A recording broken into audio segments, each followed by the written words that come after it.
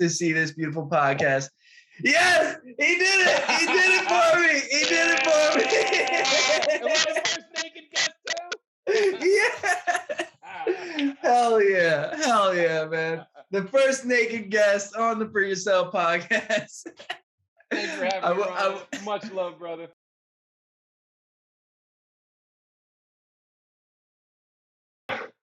Six foot 2, 230 pounds, from the University of Westchester. So rock mode. What's up, everybody? Welcome to the Free Yourself podcast. For those of you that don't know, my name is Ryan Janni, and I am naked. And today we have a very, very special guest. I hold this man so near and dear, close to my heart. Sam SIROCH, SIROCH Music, aka the bald, beautiful man from Philly. Oh yeah. No, I'm so grateful to have you on, and to everybody that is going to be watching this. You're probably like the first guest that like everybody that sees this will know who they are. Like, because we have so many friends in common, and like we've done so much shit together, especially over this last summer with Graffiti Pier, and then now moving in together, kind of. Like in Philly. And yeah, I'm in Jersey right now, and you're in our apartment in Philly right now. But I got to start off by saying how proud of you I freaking am, man. Like, seriously. Coming off of an insane showing at Brooklyn Bowl, coming off of the release of Reeler on your own record label, Realty Records. Man, how does like, has that like sunken in that now you have a record label, you just had the first release on it, and you just had an insane first show that you and Hef put together at an actual venue that you actually had to like, not like Graffiti Beer where it's like, let's just like, you know what I mean? I know you guys worked so hard on all of this, so. Yeah, to be honest, I didn't even think about it like that till you said it. No, it feels pretty cool. I mean, it's kind of like what we've been building towards for a little bit, and we're just getting started right now. It's not going to feel real for a little bit still, but it's a lot of fun. And the whole goal of it was like, we already were building a community, and why would we not just put a stamp of something on it, brand it, do something? You know, we want to do so much work for the community and like give young producers a place to grow and a place to fit in with everybody. And so it still doesn't feel real because it feels just like what we were doing before. Right. You know, it has a name now. Like, and also now you've got like a huge community. You've been able to move it over to Discord. And how, so I wanna ask, what's your like main goals of the Discord with the record label and everything? Just to talk to our homies. Like, there really isn't anything, there's no like secret motivation behind anything. It's pretty much just to get everybody plugged up with one another. It's like, you know, I learned so much from Dr. Fresh's Discord house call. And it's like, we met so many people that like, you know, you can interact with, collab with, do all this stuff with. And it felt weird to not have one for the East Coast, you know, like everyone we met on there was from the West Coast. And when we went to Los Angeles a couple weeks ago, we met a whole bunch of the homies from it. And it was like, wait, why? We should be doing this in our own city. And so we have one going now, and it's really fun. It's like, it's getting everybody plugged up with each other. We have my favorite thing right now is we have a videographer, photographer, and graphic design page or section of it. I don't know, channel, I guess would be the way to put it. And basically what it is all of our homies who do creative work, we're getting them set up with other DJs and producers so that everybody can make some money and get their shit done. Ooh, can we curse on this? Yeah, dude. Fuck it. All right, yeah. But yeah, no, it's like, so the whole goal of the Discord is just to get to know each other. It's fun to do it. Everybody needs a leg up. Like, when I was coming up, all I had was YouTube and the occasional Reddit post, but to be able to have people that you can ask questions to and bounce stuff off of it's priceless. So, hell yeah, man. I mean, just from my experience with Cosmic, like for the first 3 years, just having, because we had Zoom meetings twice a week. It's called feedback sessions. It still happens.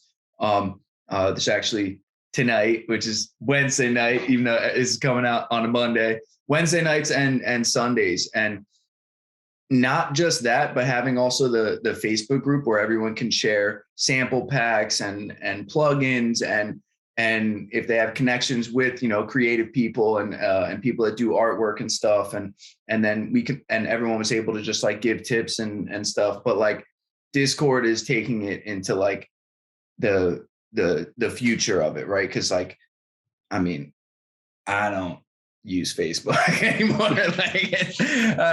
That's just me. I know. I talked about this on my last podcast with Ruff. He is just like me, like isn't posting to Facebook, isn't like on it ever. It just not engaging with it. But then there's also people like Nostalgics and a couple of the Cosmic guys and stuff that have stayed consistent on Facebook and still get interaction on Facebook just because they never like stopped posting with it. So like whatever you feed, but I like Discord is just a better app to be on than Facebook. Like the Facebook app on phone sucks. Like if I'm going to use Facebook, it's going to be on the computer, and that's how I'll link with the Cosmic guys and stuff.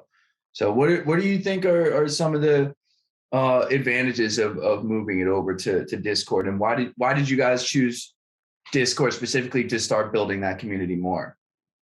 So I like Discord the most because it's incredibly mobile friendly. I mean, every app's mobile friendly, but from my experiences, most people aren't going with Discord on their laptops. They can take it anywhere with them, and it's like a giant text group all the time, but it's dynamic.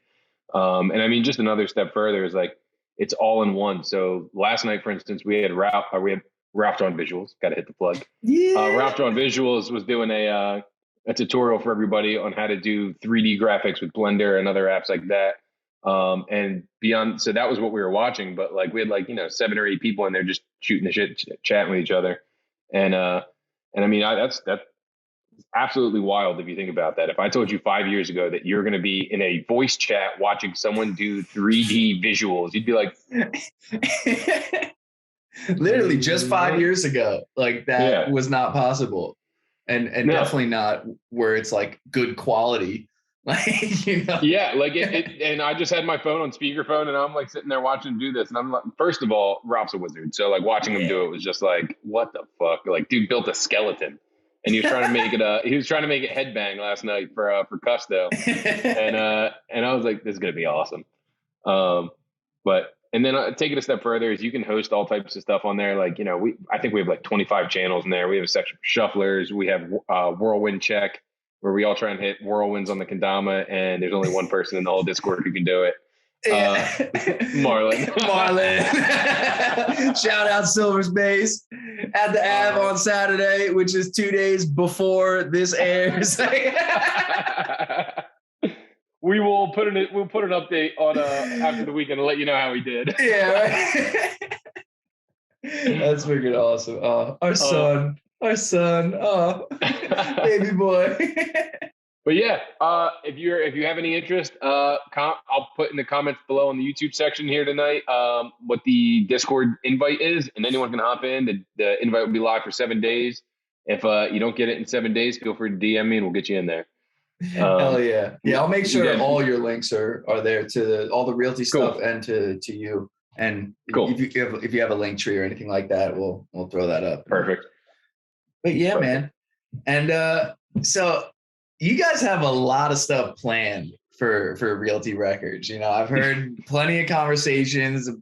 There's talk of NFTs and all this stuff. So is there any of this stuff that you guys have planned that you're able to talk about yet?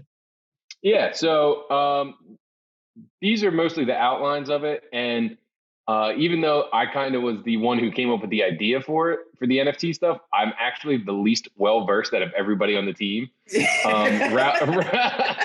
I just thought of like, I like the idea of NFTs allowing you to be part of like an exclusive club. Like we're a very inclusive organization overall, but the idea of having people be able to support you financially and giving them something in a way that is not really feasible in other ways. So for example, for every release we do, we're going to have 3 NFTs that drop. One is going to be a caricature, like some type of animation of the artist.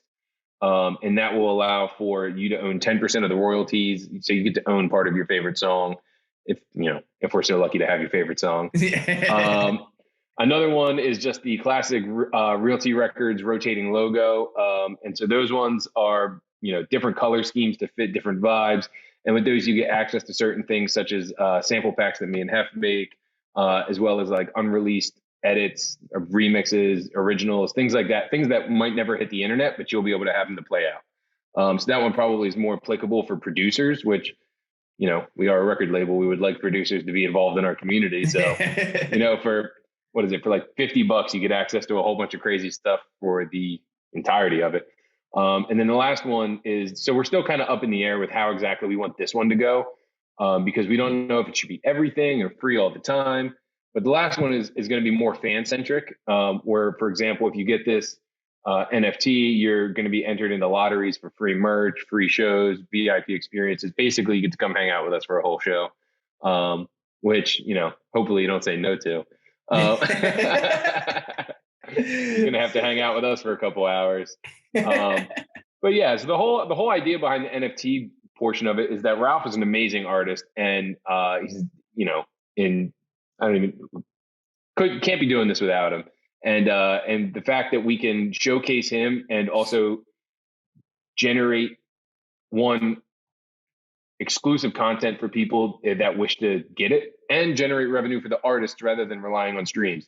So like when you buy the NFT that will allow you to buy 10% of the royalties, whatever, I think it's 1 SOL right now. So depending on, how it's doing at the time, it could be anywhere from, $60 to $120. And that money's going to go to the artists who made the song and the organization and everything, rather than for us waiting for 100,000 streams or whatever the number is. So you get to actually directly support, and it's going to be a pretty cool concept, getting paid upfront for your work. So that's so freaking awesome, man.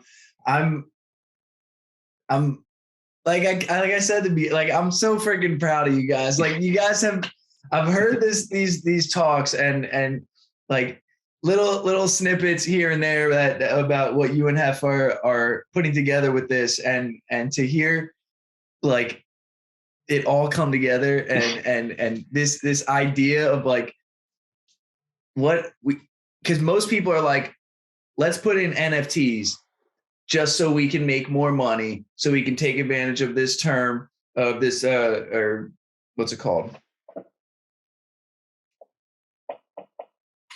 Trend.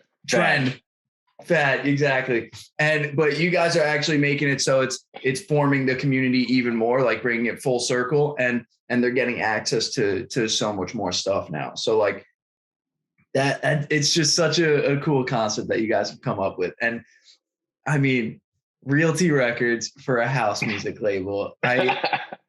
When you making house at home, baby, dude, you talked about that. It was almost probably a year ago when you brought up the initial conversation in March. Yeah, that shit. As soon as you guys said it, and then talking about, especially like, and all the pictures on your website for you guys with the turtlenecks. All right. So talk about this website and all the stuff that's on it right now. I want you to explain it. All right. So this is my 3rd time making the website. I had made it twice before. I had made it twice before, but I didn't realize that on Squarespace that if you didn't buy a membership, they delete your website within a certain amount of time. So this is now the 3rd version of it, and it's a simple landing page, takes you to the slogan, making a house a home. And really, we're just looking for all types of good house music. Anything you got, bass, tech, minimal, jazz, tropical, whatever the fuck you're making, send it. We'll take a listen. But so we have a bios page, and everything we do is kind of tongue in cheek humor, because like this shit's supposed to be fun. Like, if you're not laughing, like, come on, like. And so, anyways, on our About Me's page, you're talking to the Chief Eternal Optimist here, as well as the Bass House Consigliere of Realty Records. And then we got Hef, Phil Weinberg, the Chief Groove Officer and head of A&R. And then we got Ralph, the lead crypto bro, and digital designer for everything. But we all have these turtlenecks in the pictures, and they're absolutely phenomenal. If you've never worn a turtleneck, do it. You immediately feel so much fancier. Hell yeah. Man, I should have worn the turtleneck for the podcast. Oh, that would be hilarious. That's freaking awesome, man. But after that, we have some merch up right now. It's we're not trying to overcharge or rip anybody off. We have Champion hoodies up there with the logos embroidered, $60. Get in there. And then after that, we have blog posts. So right now we have one up from Hef, which is basically how to maximize space and atmosphere in your music, and while achieving a clean mix down, which is like, I read it and learned a whole bunch of stuff. And then the next one up is Ralph is going to have an intro to NFTs and crypto, and basically break it down into layman's terms for everybody. And I have one coming up in a little bit that's basically just maximizing your workflow, how to create easier, which I think is everybody's issue, or most producers' issue. Is that they get in their heads about stuff when the reality is you just need to go in there, know what buttons you're pressing, and have some fun. And so, definitely check in on that website if you want to learn anything about music production or crypto. We'll have you covered there, as well as if you want any fantastic hoodies, we got you there too. Hell yeah, man. You guys just came off of this awesome show at Brooklyn Bowl, and not only did the videos from the show look incredible, but your promos leading up to Brooklyn Bowl was freaking so well done, and it's again with the whole tongue in cheek of everything that you guys are doing with Realty Records. Like you guys, so walk me through the process of putting all the promos together and what you guys did. So to be honest, the promo stuff's actually really easy because we just have fun. Like as far as it goes. So me, Dave, and Phil, we all met up at the Brooklyn Bowl, and of course we picked like the one big snowstorm that Philadelphia got all winter. And I drive a Nissan Sentra, so that ride home was with no heat, so I couldn't see shit out my windows. I'm just like going 6 miles an hour and praying I don't crash. But so we basically just pulled up to the venue, and we just kind of started going. Dave just kept rolling. Phil makes Tech House, so I had to slap one of his stickers on the dumpster where the music goes. No, kidding. Tech House is all right. And we got in there, and it was actually Doja Cat night. And it was pretty funny. It was like, I've never seen a room that was like, Doja Cat wasn't playing. There was a DJ playing Doja Cat. And I kind of didn't want to leave. Like, I have a girlfriend, but it was 98% women there. Like, it was like, there was no dudes in the building. It was just all girls. So if you're ever looking to go meet some ladies, go to the Brooklyn Bowl on Doja Cat night. That's pretty wild. Yeah, and we kind of just wandered around, and we hopped in the crowd and we're vibing with people. We had some videos of that, but we thought it might be kind of weird to have videos of us dancing with strangers. But ultimately, that's what a rave is, anyways. So hell yeah, that weird. And then Phil had, like, after I slapped the sticker on the dumpster, Phil had this genius idea to slap a sticker on a bowling ball. And honestly, that bowling ball had a great resemblance to me. I'm not gonna lie. We looked very way more shiny, than I much thought. like your head right now. Yeah, shiny, round. I fit right in. That might have been my brother right there. But oh man. But yeah, so we have some good ones coming up for Impulse too. Actually, we're gonna announce this tomorrow. And this isn't going to come out till Monday. So Impulse 2 is actually going to happen April 9th at the Brooklyn Bowl. Let's fucking go. Yeah. Hell yeah. 11, we're kicking off at 11 o'clock, so come on out early. We're going to have a priest running limbo again. For those of you that didn't, for those of you that didn't come to the first one, we have a friend named Chewy, and couldn't tell you why, but he showed up dressed like a priest, and he ran the limbo pit all night. It's freaking awesome. Yeah, we have a couple tricks up our sleeves for this one. We learned a lot from the last one, and just getting one under the belt is going to go so much smoother, and hopefully it's going to be even more fun. We have some studs on the lineup, so I'm going to be going B2B with my man Nolan, aka Secret. Hell yeah. Hef is going to be doing a B2B with Bitsky, so prepare for some rock and roll meets tech house. And then we got some Impulse newcomers here. We got Electric Honey going B2B with Blanco Rabbit. That's gonna definitely don't. Yeah, I know. That's going to be nuts. I'm super hyped for that. And Blanco coming off of her Creator of the Year award from Rec Philly. We're excited to see what she's got up her sleeve. And Kat just always crushes it with the bass house vibe. So going to be a lot of fun. And we might have a couple special guests up our sleeves. Who knows?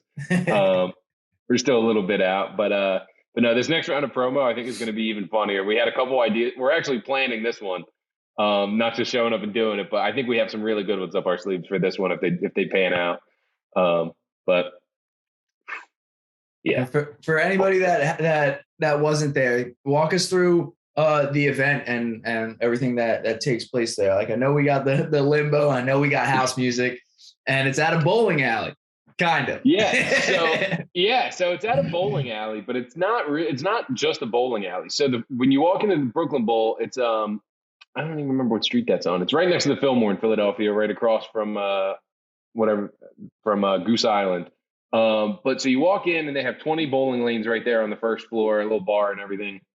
And there's a staircase to the right that leads upstairs to an 1,100 person venue and 20 bowling lanes or bowling alleys, bowling lanes. Lanes. And they have 3 bars upstairs, a massive stage, a disco ball that's like 5 feet long, 5 feet wide. Like the place is just a total vibe. And on top of that, the whole goal of Impulse is just to have fun. If I ever got my way, I would finally get to name an event New Friends, because that's literally what you're going to come out of it with. Everybody there is a homie of a homie. So by some mathematical property, they're your homie too. You can rent a bowling lane. However, they are off to the side, so you can treat it like VIP if you want to. And it's probably the most affordable VIP in the city at that point. And other clubs can't offer you bowling. Damn right. But on top of that, we're trying to focus and feature a lot of the local house scene. Some nights it's going to be a lot more tech house. Some nights it's going to be more bass house. And we're really trying to get everybody from around the Philadelphia area a chance to play and showcase what they have, and really just go from there. I am trying to think of some more party games for a concert. So if you have any, drop them in the comments and I'll check them out. Yes. Currently we have the most competitive limbo game in Philadelphia. And I actually can't prove that, but I can't imagine there's competitive limbo anywhere else in the city. I hope this clip gets out and somebody actually has one and gets like pissed and like actually comes at you guys. Oh, man, we've been holding down the limbo scene for years. Hey, can you imagine? It's like what would be sick if we gotta like see if we can get some bowling teams to have a bowling night that night too. Yeah. Like start a league for Impulse. Like oh my God, that would be amazing. Hell yeah. We'd have to get a trophy for him. Dude, you guys should start wearing bowling shirts for fucking like straight Martin Sheen and Marty Sheen or Charlie Sheen in freaking 2.5 Men. I'm gonna get the one that the dude wears in The Big Lebowski. Oh yeah. Yes. Well, that's gotta be like you and Hef and Ralph. Like that's your team, right? That'd be freaking sick, man. Oh my God. That'd be fantastic. I would be all about that. Hell yeah. Dude. So now that we've talked about all the stuff that you're doing now and it's been a hell of a road for you, right? Like starting at Westchester University, where we used to go to school. So take me on, anybody who's like just meeting you, take me on this journey of like how you got to this place that you're at now. All right. So I'll even take it back a little bit further to high school. So when I was in high school, I was friends with this hip hop group, OCD Motion Twist. And I always wanted to like experiment and make some beats and like send them to them and see what's up. And I couldn't figure it out for the life of me. And then around when I was a senior in high school, I got some software and I tried it again. I couldn't get it. I discovered like EDM music, EDM music. That's kind of redundant, but I discovered EDM, but it was pretty difficult to find because no one in Philly was really listening to EDM. Like everyone I went to high school with was listening to hip hop and this and that. And then I went to college and I joined a fraternity, and holy shit, EDM is like the sickest music ever. Yeah. And so, spent, 2 or 3 years in a frat house, just like, listening, consuming, having a good time, partying to it. And the frat house DJ at the time had thrown a hissy, just like, no, you guys can't party without me. Like, I'm like so important. And me and my buddy Jake were like, nah, fuck this, let's fucking do it. And we ended up getting like some tiny Newmark controller, like it was like $40, and we just downloaded a whole bunch of stuff on our computer, like from YouTube, SoundCloud, whatever it was, probably the worst sound quality you could get. We ended up having ourselves a time, and we spent the better part of that whole year playing on like a little toy Newmark. And eventually we upgraded controllers, did this, did that. And then we played there. We played at the frat house for 2 or 3 years.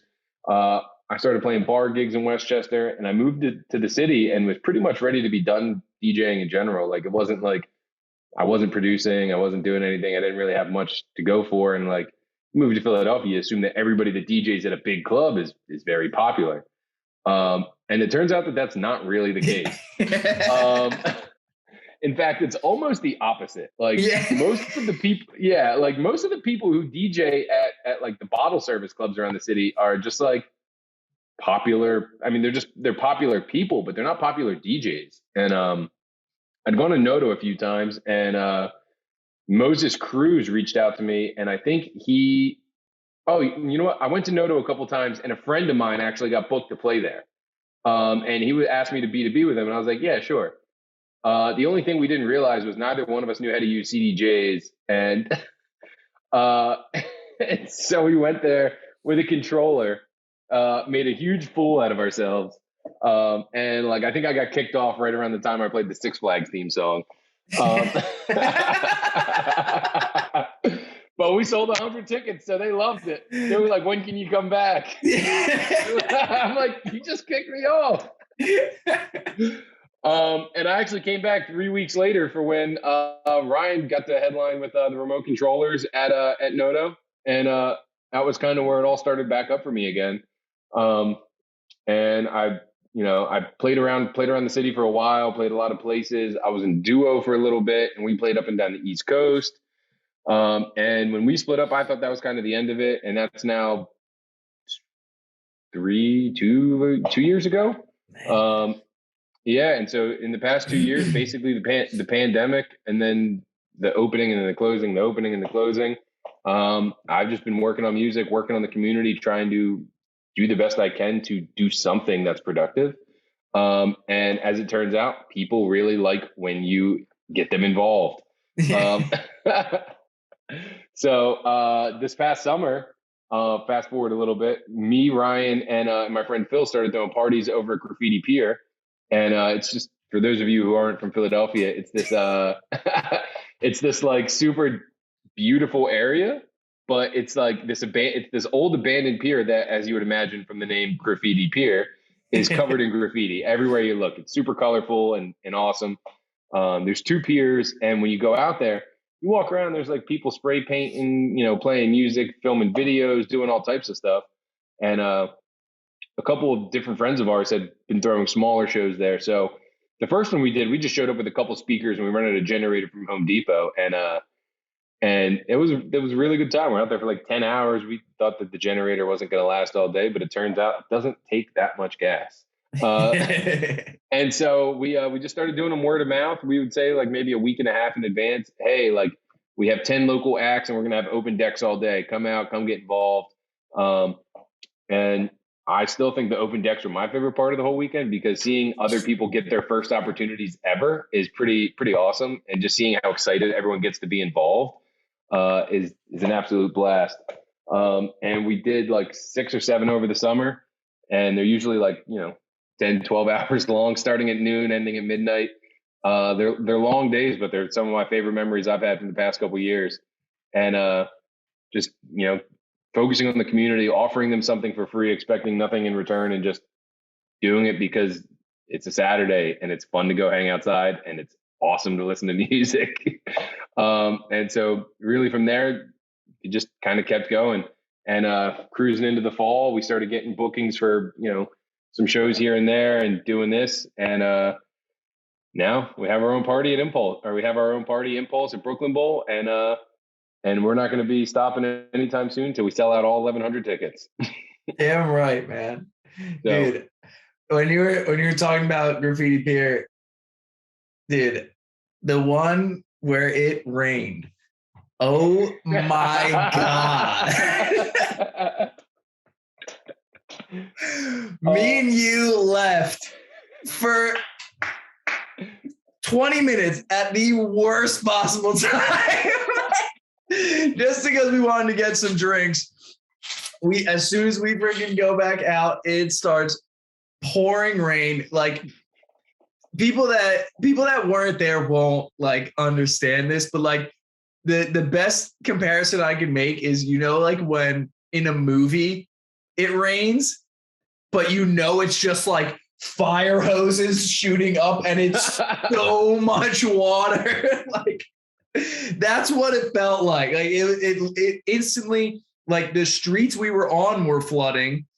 And then when we got back, so much freaking mud. And the what did we do to we had like tapestries on the freaking speakers and like trying to cover everything so it wouldn't get any more wet. Like I can't believe all of the equipment. Nothing. fine. I think even the circuit breaker or surge protector, even that I thought was fried, that we had to take out and put another one in, like still works. Like it's freaking. But cleaning that stuff up, like even when it didn't rain, cleaning that stuff up is wild. I don't understand. There's so much dust. Yeah. Like I've never seen that much dust in my life. I don't know if I talked to you about this, but so I went a little bit ahead of you, and I had 2 cases of White Claws in my hands. All right, and not even halfway from the street to the pier, the cases just completely disintegrated from the water. Like not like the glue came undone, like the boxes just straight up didn't exist anymore. And like I'm like standing, like the water's like halfway up my calf, and I just see like 24 White Claws floating down this river. Oh like, my God. I grab as many as I can fit in my arms. Like we come back, and there's like everybody who was like there that was like had played was holding up things and just like circled around the DJ. You're like, oh my God, this is gonna be a nightmare. But dude, that was one of the best summers like of all time, man. I can't. And coming off of freaking all the shutdowns and stuff, like that was the only thing we could do. Like we couldn't throw shows anywhere. There was no real like bookings to be had. Like so that was the first times where like I was around more than like my family and people that I worked with. Like it was the energy there just oh my. And the best part is everyone there is just there to get down. Like you're standing at a dusty ass pier in the middle of the summer. Some days it's like 100 degrees. But I mean, it's an awesome place and definitely a vibe. If we do I think we'll probably do a couple this summer. So, I mean, we got the generator, so I feel like we have. We bought the generator and only used it for 3 more after that. So like, I feel like we got to get our money's worth. Statistically speaking, we have to do it. Yeah. But it'll also be much easier, I think, just because we've done it so much. Like, I think I would want to get a like legit what's it called, like cart to bring all the stuff there, so we wouldn't have to carry any of it. Well, I think I lost 20 pounds last summer just from carrying shit. Yeah, right. But yeah, no, if we do it, so they actually just built some luxury condos like right around the corner from where we do it. So like we were joking earlier that we're gonna have someone go in and take a tour of one of them, and we're gonna blast the speakers at full volume at the pier and see if you can hear it in the apartments. Yeah, because that's the only way the cops would be able to go to Graffiti Pier. For people that don't know, because it's actually private property, even though it's like abandoned. It was bought and made private property. So unless cops are called and there's a noise complaint, they can't go on the private property. But with those condos, that's freaking brilliant to have the freaking tour. Yeah, right. Realty Records is taking a tour of some apartments, baby. Yeah, right. You gotta film that shit too. Everyone wear the turtlenecks. It'll be you 3, and then I'll just go with the speakers. I'll turn them on, and then if you don't hear it, great, awesome. But if you do, you also have awesome footage of you guys fucking in the turtlenecks taking a tour, dude. Got to get Graffiti Pier in the background too. Hell yeah. Oh yeah. That could be like the ad for it, the ad for the Graffiti Pier, like we are leveling up this year. But no, and even if it's not Graffiti Pier, there's other places around the city that we'll probably do a couple pop-ups at. It's too much fun, and it's kind of what really helped us build a name for ourselves. So it'd be kind of fucked up to not keep doing them. But take it a step further. We've had a couple of preliminary talks about going to some festivals in the summer and setting up in the campgrounds or whatever, and doing it, same way. It's free entertainment. Most places aren't going to say no unless you're still blasting at 8 a.m. when everyone's trying to sleep. So we'll see. We'll see how it goes this summer. But if you see any announcements from any of us, definitely pull up. The new friends will be in action, and come meet them. Hell yeah, man. So we're coming up on an hour here. So the last thing I want to talk about is like the plans that you guys have for, not for Impulse, but for the rest of this year and with Realty Records. Like, do you guys have planned releases? I know you might not be able to announce any of that stuff yet, but what are your plans for Realty Records moving forward? So we're aiming to so the original plan was to launch Realty in January, but things kind of take time when you don't have a full staff of people and it's 3 people all working full-time jobs. Yeah. And still have to make music and still have to like be normal at some point. But so we're trying to do a release every 6 weeks. So we're probably looking at 8 releases in the year or 7 releases left in the year. Our next 3 songs are all signed. Hef has one coming out. I don't know. I mean, I'm sure people figured that out by now. Yeah. But so Hef has the next release coming out. And then after that, what we want to do is once we get a couple releases for people that are not me and Phil, we want to host a discovery show, which is basically like, instead of paying a headliner $2,000 to come play, we'll pay all of our homies and cover their expenses to have them come to Philly and come play a show. And most of the people that we're signing records from aren't, they don't have 10,000, 20,000, 30,000 followers. They're like, kind of just like us, dudes that are trying to do it, trying to make it. And so we want to bring them out to Philly and let them get the shine for a bit. Like, we spent enough time trying to, build this up and do this, that we hope that the people who are rooting for us right now will continue to root for us when we can put the spotlight on other people. And really just we focus on the music and community is all it comes down to. If you see any releases coming out from us, know that it's a homie of ours, and they put their heart and soul in everything that we do. And on top of that, it's going to be good music. So, run it up, help them make a buck. But so we got discovery shows popping. We'll have the NFTs coming out. We got the merch. Beyond that, we're kind of just taking it. And, it might sound like a lot, but that's kind of us taking it slow for the moment. But we're just going to stay the course and see what comes out of it. Can't see the future, but if you just do something, it's always going to be more than nothing. Hell yeah, man.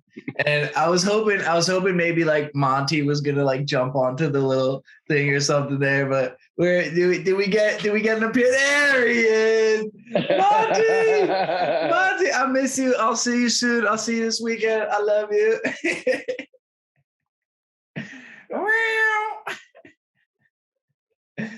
Oh, Monty. What's up, baby? Monty. Say hi, buddy. Hey. Oh, is he winking at me? Oh, all right, he wants to get out. I'll see you later, buddy. Like good Monty fashion. And as soon as this is the first time I've sat on my computer for an hour and he doesn't lay on the keyboard. Yeah. Oh man. All right, brother. Thank you so much for doing this. I'm so excited to see Realty Records, all the stuff that you guys are doing. The next impulse. April 9th, we said? April 9th, 11 p.m., Brooklyn Bowl, Philadelphia, baby. Hell yeah, man. Oh, yeah. And again, I'm so freaking proud of you, man. This is it. It's just beautiful to see you, I've seen all the hard work that you're freaking doing and how much you're busting your ass on this stuff and to see all the success that you're having right now, man. I'm so fucking proud of you, brother. I love you to death. To everyone that watched, I love you, brother. Everyone that watched, that hung in with us at the full hour to see this beautiful podcast. Yes, he did it. He did it for me. He did it for me. Am I the first naked guest too? Yeah. Hell yeah. Hell yeah, man. The first naked guest on the For Yourself podcast. Thanks for having me, Ryan. Much love, brother. Oh man, this is the. I'm so grateful for you, man. I love you to death, and to everyone that hung in and watched. Until next time, peace, love, unity, respect. We're out. Oh yeah, I love you, Ryan. Love you, brother.